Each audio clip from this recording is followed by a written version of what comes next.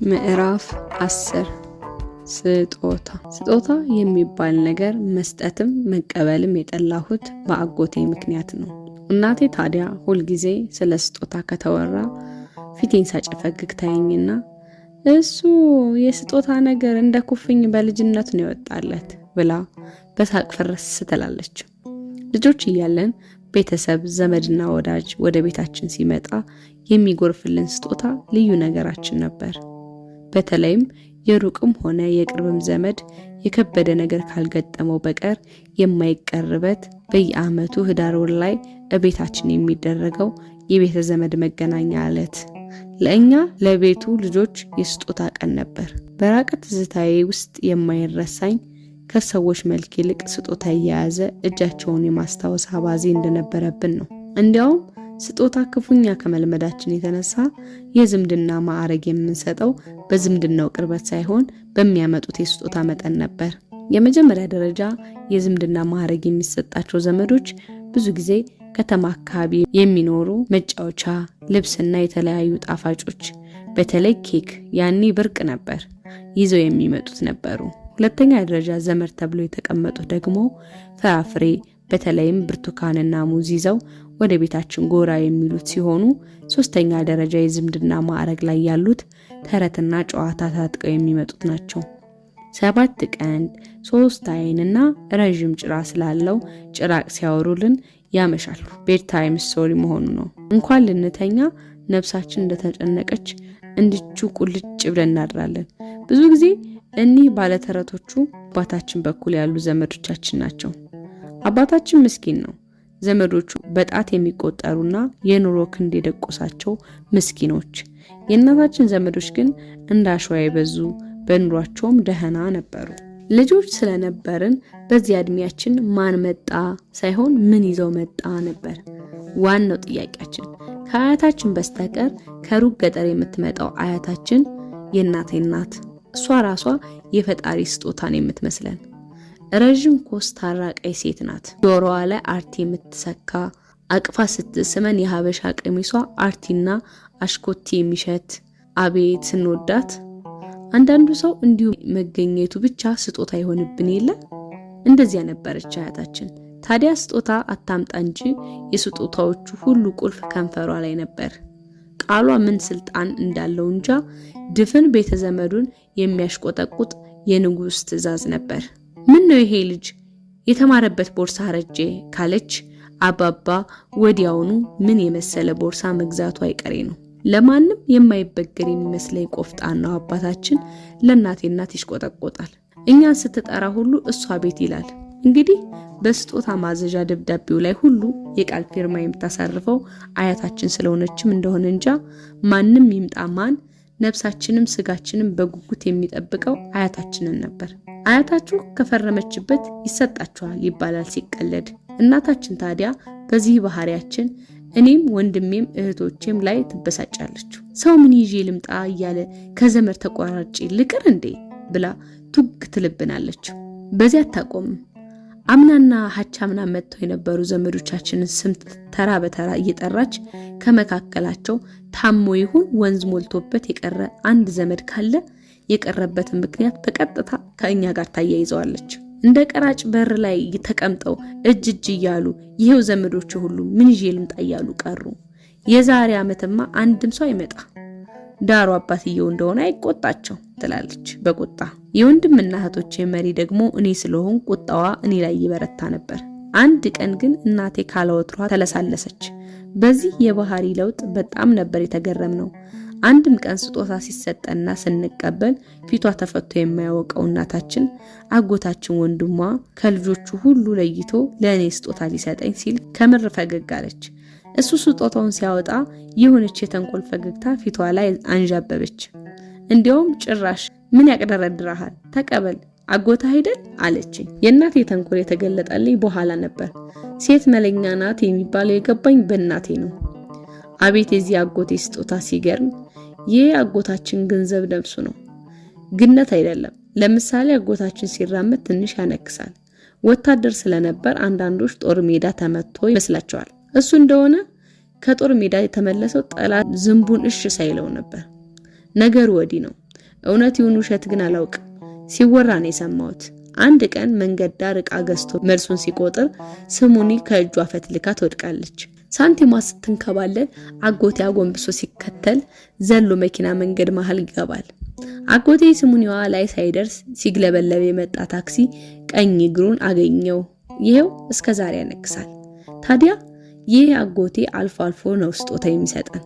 እንደውም ስንቀልድ ያጎታችን ስጦታ እንደ ፀሐይ ግርዶሽ በመቶ ዓመት አንድ ጊዜ ነው የሚከሰተው እንል ነበር። ለዚያውም ደግሞ ስጦታው ዝም ብሎ አይሰጥም። ሂደት አለው፣ ማብራሪያ አለው፣ መግለጫ አለው። እና የዛን ቀን የሰጠኝ ስጦታ ትዝ ይለኛል። እቤታችን 4 ቀን ሰንብቶ በ5ኛው ቀን ሊሄድ ሲነሳ ረስቸው አቡቹ ናስቲ ወዲህ ስጦታ ገዝቼልህ ረስቸው ተሸክሜ ልሄድ ነበር አለ። እኔ ደግሞ ለሸክም የሚበቃ ምን ጉዳ መጣልኝ ብዬ በግርምት መጠበቅ። መጀመሪያ እጁ ጋቢውን እየሰረሰረ ካፖርቱ ላይ ደረሰ።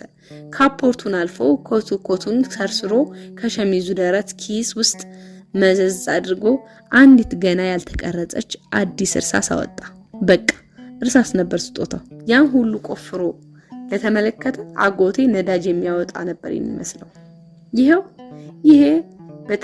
ይሄው ተላይ ያለው ማጥፊያው ነው። ይፈነዳ ይመስል በጥንቃቄ እየነካካ አሁን የእርሳስ ማጥፊያ ምን ማብራሪያ ያስፈልገዋል? በጣም አትፈግፍገው፣ ቶሎ ያልቃል። ደግሞ ስትቆርጥ አባት በምላጭ ቁረጥልህ። ይሄ ዘመን አመጣሽ መቁረጫ አንድ የጠርቦ ነው የሚጥለው ብሎ ከረጅም ምክር ጋር እርሳሷን ሰጠኝ። ይሄ ሲገርመኝ ከዚያን ቀን ጀምሮ ንዝንዙ በየት ይልቀቀኝ። እቤታችን በመጣ ቁጥር ሌላ ስጦታ የለም። አቡቹ ያ እርሳስ እንዴት ነው? ጥሩ እየተገለገልክበት ነው? አዎ፣ በጣም አትቅረጠው። እንደነገርኩ በምላጭ ስዕል ደግሞ ሳልበት። ስዕል ትልቅ ሙያ ነው። ለስዕል ዋናው ነገር እርሳስ ነው። እርሳስ ካለ ስዕል አለ። የሁሉ ነገር ንድፍ፣ ይሄ ሁሉ የሚታየው ህንጣና ፎቅ ሳይቀር የንድፍ መነሻው እርሳስ ነው። አንዳንድም ማስታወሻም ካለ ከጡፍ ስር በስሱ ለማስታወስ ብትጥፍበት ትችላለህ። በቃል ከተያዘልህ በኋላ ታጠፈዋለህ። አጎቴ ከሚባለው በላይ ሲያካብደው የማውቀው እርሳስ የሆነ ሌላ ተአምር ነገር መሰለኝ። ሌላ ቀን አጎቴ ቤታችን ሲመጣ ደግሞ አቡቹ ያ እርሳስ ለሂሳብ ጥሩ ነው። አየህ፣ ሂሳብ እንደሌላው ትምህርት አይደለም፣ ያሳስታል። ስትደምር ትሳሳታለህ። ሰው ሆኖ መቼም የማይሳሳት የለም። ስታበዛ ትሳሳታለህ። በተለይ ሰው ሆኖ ሲያካፍል የማይሳሳት የለም። ታዲያ እርሳስ ከሆነ ስትሳሳት ስርዝ ድልዝ የለም፣ በማጥፊያዋ ጠፋ ነው። በቃ አጎቴ አዛ አደረገ። ወይ በምን ቀን ነው ይህን እርሳስ የተቀበልኩት? የእናቴ ተንኮል ሳቅ ቆይቶ ነው የተገለጠልኝ። ለካስ ቅጣት መሆኑ ነው። መቼስ የወንድሟን ባህሪ አይጠፋት። አጎቴ ስጦታ ከሰጠ እድሜ ልኩን ስለ ስጦታ ነገር ሲያነሳ እና ሲጥል ነበር የሚውለው። አባቴ ራሱ አንድ ቀን እየሳቅ እንዲህ አለኝ። ባለፈው ወለም ቢለኝ የሰጠው ከዘራ ጥሩ ነው ተመርኮዝበት አለኝ። በጃንሆይ ጊዜ የሰጠኝን እኮ ነው። ስጦታው አላቂ ቢሆን እንኳን ያጎቴ ምክርና ማስጠንቀቂያ አያልቅም። የሆነ ነገር ሰጥቶ እድሜ ልኩን ስለዛሽ ነገር አጠቃቀም ለምን እንደሰጠ እንዴት ሊሰጥ እንዳሰበ ሰፊ ማብራሪያ ይሰጣል። ወሬ ሲያወራ ቀን ከጠፋው ስጦታውን የቀን መቁጠሪያ ያደርገዋል። ያኔ እንትኑን እንደነገ ልሰጥህ እንደ ዛሬ እያለ ዘመዶቻችን ከዚያ በኋላ ያመጡት የስጦታ ማዕት ተቆጥሮ አያልቅም። እንዲያውም ጭራሽ አንድ ቀን ዘመዱ ሁሉ ለበዓል እቤት ተሰብስቦ ስጦታውን በዚያው ልክ ሲጎርፍልን የአጎቴ ተራ ደረሰ እና ምን አለ፣ አቡቹ የሰው ስጦታ ቀላል ነገር አይደለም። ነገ ተምረህ ሰው ስትሆን መክፈል አይቀር። ጥሩ ወረቀት ላይ በዚያ በሰጠው በአዲስ እርሳስ አንድ ባንድ የሰጠውህን መዝገብ እንግዲህ የተሰጠህን መዝገብ እንግዲህ አዲስ የሚለው ከዓመት በፊት የሰጠኝን እርሳስ ነው። የሚገርመው ግን ስንክሳር ስላበዛበት ነው መሰል የአጎቴ እርሳስ ከሌሎች ስጦታዎች ሁሉ የበለጠ መስሎ ይሰማኝ ነበር። ለካስ ፖለቲከኞች፣ ቴሌቪዥን ጣቢያዎቻችን አንድ ነገር ደጋግሞ ለህዝቡ የሚነግሩት ሲቆይ ህዝቡ የሚያወራው ነገር ተራ ቢሆን እንኳን ውድና ትልቅ ነገር አድርጎ እንመለከተው አውቀው ነው። የሰራንላችሁ መጸዳጃ ቤት፣ የሰራንላችሁ የኮረኮንች መንገድ፣ የተከንላችሁ ቦኖ ውሃ ከዓመት እስከ ዓመት ቋቅ እስኪል መደጋገም የአጎቴ ስጦታ የሆነ ፖለቲካ ነበረው። ይሄው ከዚያ በኋላ ስንት ጉድ ስጦታ ተበረከተልኝ። አንዱም የአጎቴን እርሳስ ያህል ገዝፎ አይታየኝም። እንዲያውም እርሳስ ሲባል አጎት ሲባል እርሳስ ነው አእምሮዬ ውስጥ ቀድሞ የሚታወሰኝ። አጎቴ በእርሳስ የማይጠፋ ስሙን አእምሮዬ ላይ ጽፎት ነበር። ታዲያ ይህ አጎቴ አንድ ቀን አያቴ ባለችበት ቤተሰቡ ተሰብስቦ እሱም በእንግድነት መጥቶ ከኪሱ የፀጉር ማሰሪያ ሻሽ ነገር አወጣና ይሄ ላንቺ ነው አላት እህቴ። ቀጠል አድርጎ ጠጉር አቧራ ሲጠጣ ከዋለ ፎረፎር ነው የሚፈጥረው። ፀሐይም ቢሆን ቀላል ነገር አይደለም። ስንቱ አናቱ ተመልጦ የሚቀረው በፀሐይ ነው። ይችን ሼብ ካደረግሽ በቃ አቧራ የለ የሰው አይን የለ። አንዳንዴ ሰንፈሽ ባታበጥሪው እንኳ መከለያ ይሆንሻል። ሁልጊዜ አይሞላ መቼስ። ስታጥቢ ታዲያ ብዙ አጠምዝዡ፣ ረገፍ አድርገሽ ማስጣት ነው። አይሆን አያትሽ ከፈረመችበት ነው የሚሰጥሽ አለና ወደ አያቴ በኩራት ዞረ። አያቴ ስጦታውን ይሁን ካለሽ ማለቱ ነበር።